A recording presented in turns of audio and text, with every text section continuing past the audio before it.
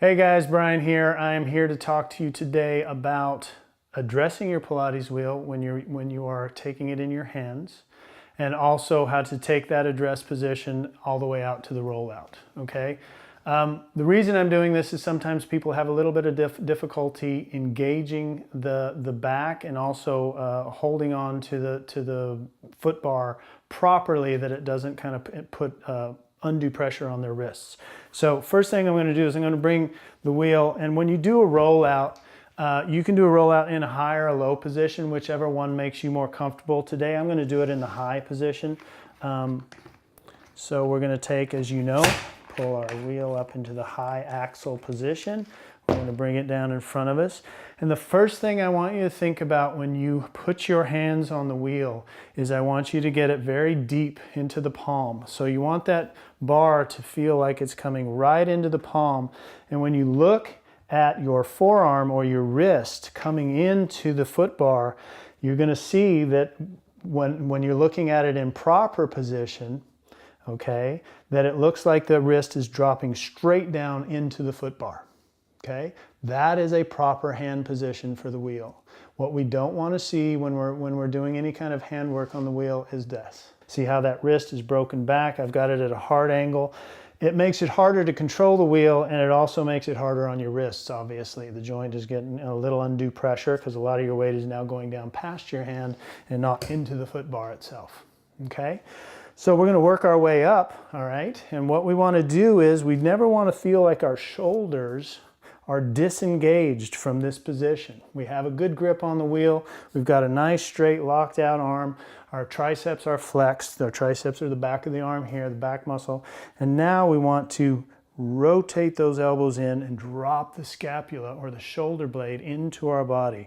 Now what that does, and I'm just going to turn sideways, this muscle right here, if we rotate that elbow down, that muscle is going to engage. That's the lat muscle, the big back muscle, very strong muscle that's going to help keep that shoulder engaged and into the body.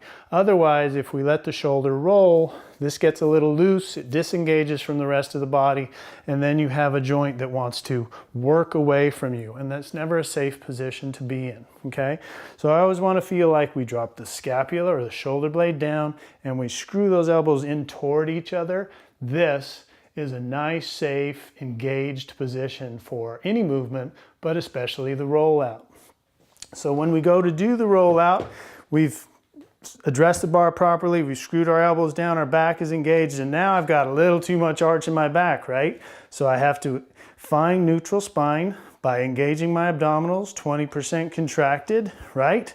And I'm in a nice neutral position all the way to the base of my skull, so I don't want my head hanging down here. I don't want to be looking up here like this. I want the head high with the chin down, okay? Stomach is engaged for neutral position. So we don't really want to hump too much. We can tighten up those abdominals.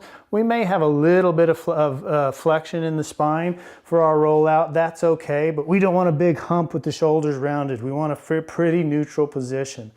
Then what I'm going to do, once I feel like I've really set up in a safe position, the back is engaged so the wheel's not coming toward me at all. It always wants, my hands always want to be under my shoulders or in front of my shoulders, but never behind my shoulders, okay?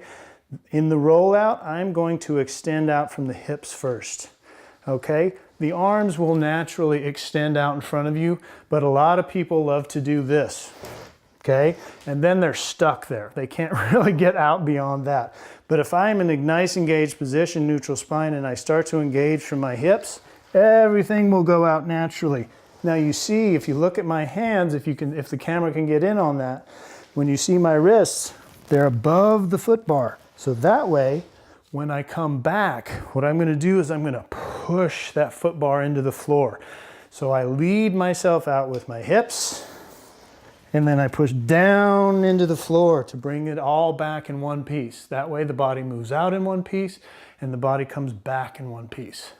If you have any questions, always contact us. We love answering questions. We love talking about this stuff, as you can see right now, but I hope this helps. Have a good one, guys.